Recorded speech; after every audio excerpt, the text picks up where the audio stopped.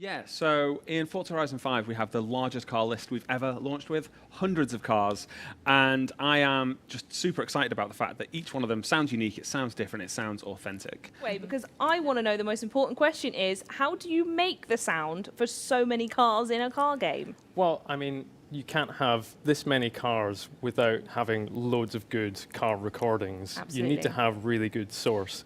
And one thing I'm really excited to share with everyone is that we've actually been out and we've recorded and added over 320 brand new car recordings to our existing library, which means that we've got an absolutely phenomenal amount of source to make the cars sound as best as they possibly can. So the cars in Horizon 5 are going to sound legit. And to prove that, we actually have something we can watch now. We're going to unpack a little bit about how you recorded these because it looks incredible. So we're going to be showing this in the background. Unfortunately, we're going to be yapping over the top of it. So if you do want to watch a clean version, don't worry, there will be another one uploaded at a later time. But Fraser, what is it we're looking at here then? So we're just looking a little bit at some of the cars that we've been out and recording over the last few years. It really did take the last 2-3 years to really sort of build everything from the ground up. We needed that extra time to really look at how we revolutionize how we were doing the cars, because it just takes a long time with the old process that we have. So we've got brand new processes in place. And as I mentioned, it really starts with getting really great car recording source. So with this many cars, we need to get out and source a lot of cars, like finding I mean, you lot people. don't have these just in your garage, I just wish. ready to I really do record. wish. I mean, do you know what? They did actually record a Mustang, and then I found out the day after that they'd been at a racetrack with a Mustang, and I was like, guys, it's like... Maybe it says something about the sound of your car. No, it's true. We'll get your car out and record it as well. Thank you. It does take a long time to source all the different people with all these different vehicles and get them to send us videos of like what they sound like, because every car, there's hundreds of variations of them, and they do vary in how they actually sound as well. So we want them to sound crisp and full of like all the frequencies that we want to try and record. It's pretty incredible, right? The XJ220 is probably one of the rarest cars in the world, and it's just like calling somebody up and asking if we can borrow their car for a bit. You just whack some microphones on it like it was no big deal. Yeah, absolutely.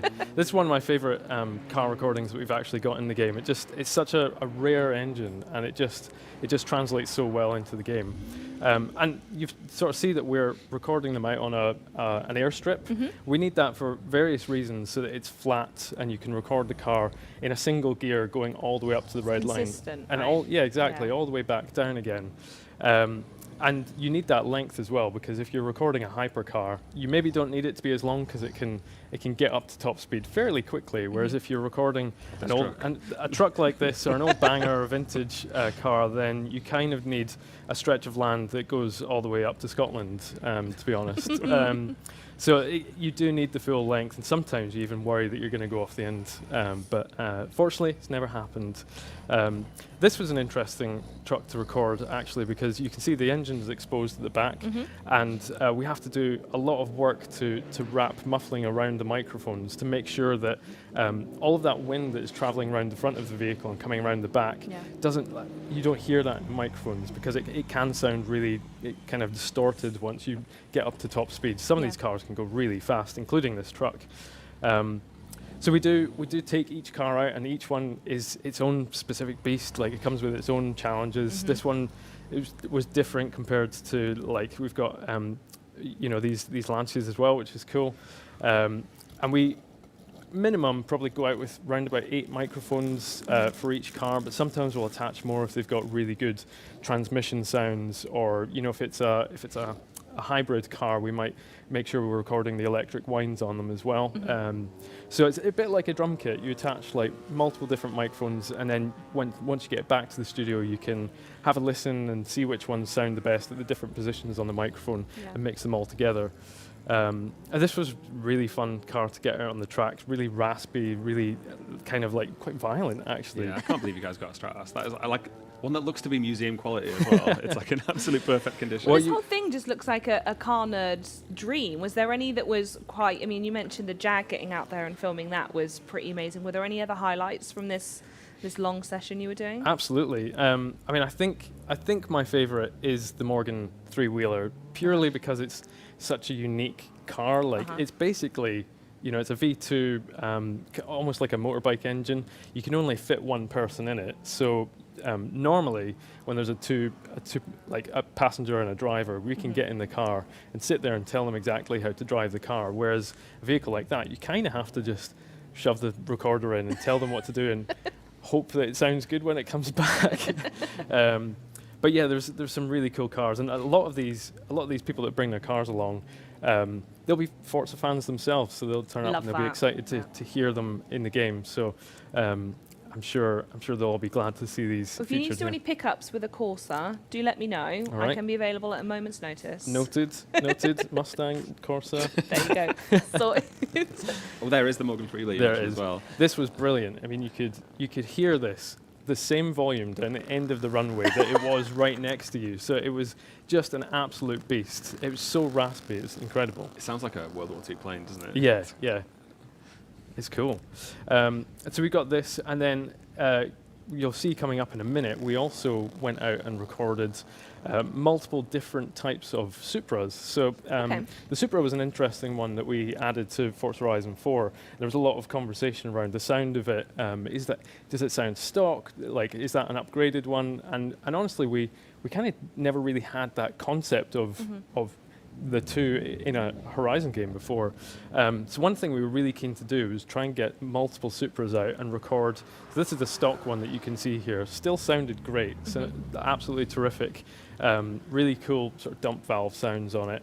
But then we actually got another Supra along to the same session, which just battled it out. And you'll see coming up in a second, they both were revving next to one another, and it really paints the picture of what it sounds like to upgrade your car from stock up to something else.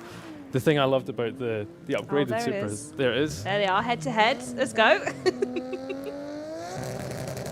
Whoa, listen to that. That would blow your head off. Absolutely spitting fire there. Yeah, we actually lost a few microphones to these. I can imagine, yeah. Yeah, we've got a microphone cemetery somewhere in PG.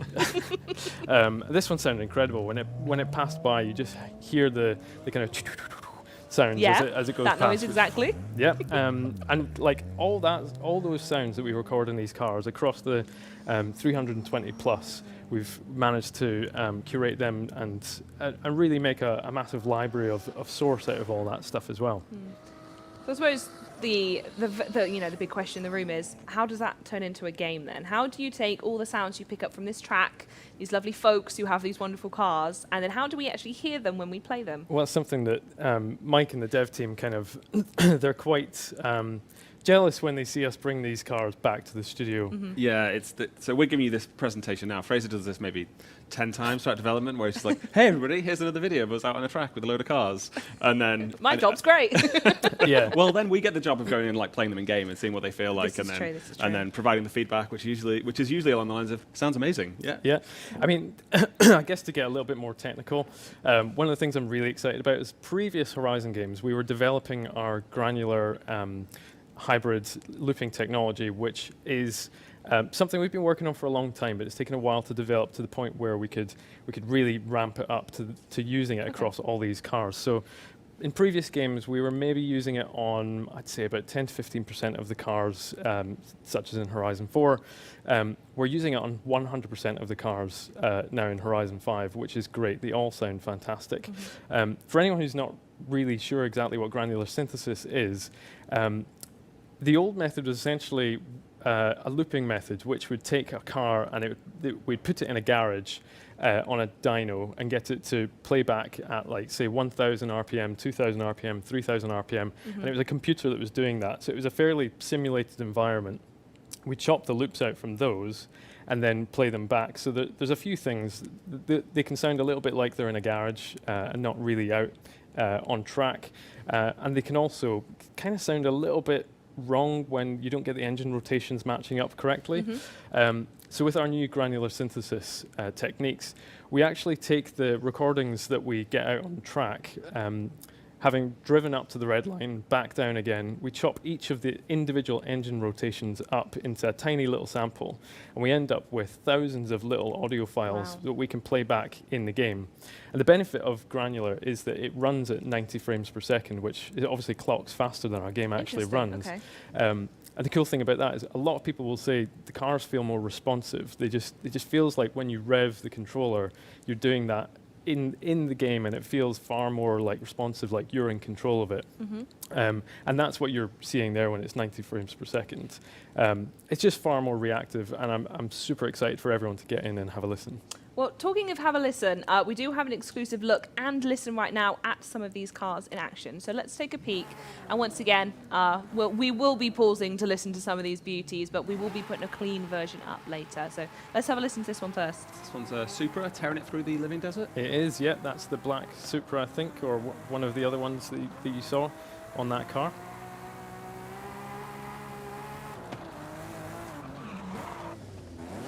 Now they've got a Lancia Stratos, one of my absolute favourite cars when I was a kid.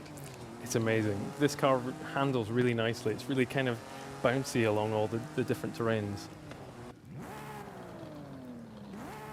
Oh, here we go.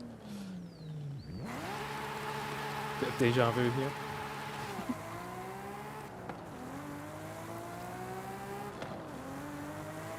And you really hear that rasp coming through that we heard out on track.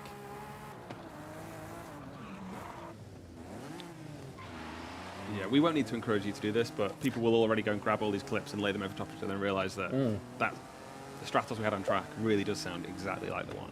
That's what I'm going to be doing after the stream. Is going to be going back and seeing if I can get all the different sounds to be like, yes, you did do it. Well done. This one, I think, translated really well into the game.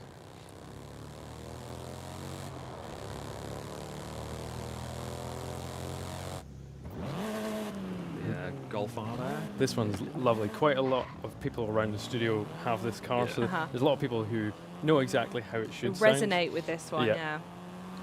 I think it's one of the things that, I mean, following last episode in which we were talking about the sky, and the sky being an actual image of the Mexican sky, and now knowing that these cars are the actual recorded, what I'm trying to say is art is quite literally imitating life in a game that is ridiculously fun to play, right? We're trying to be as accurate and sort of, I guess, trying to portray real life as much as we possibly can, whilst making it fun for all the players to listen to. I love the sound of this GT. The Huracan cover car from FH2.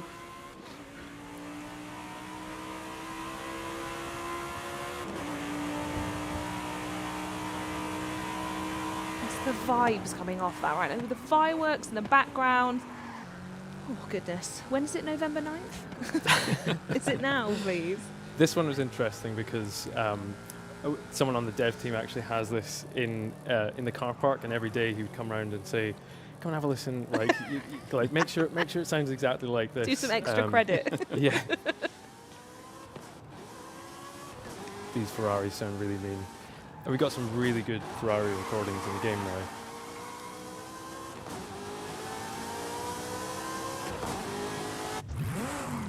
And of course, the Dodge Viper, which I think a lot of people will be happy to see this featured here.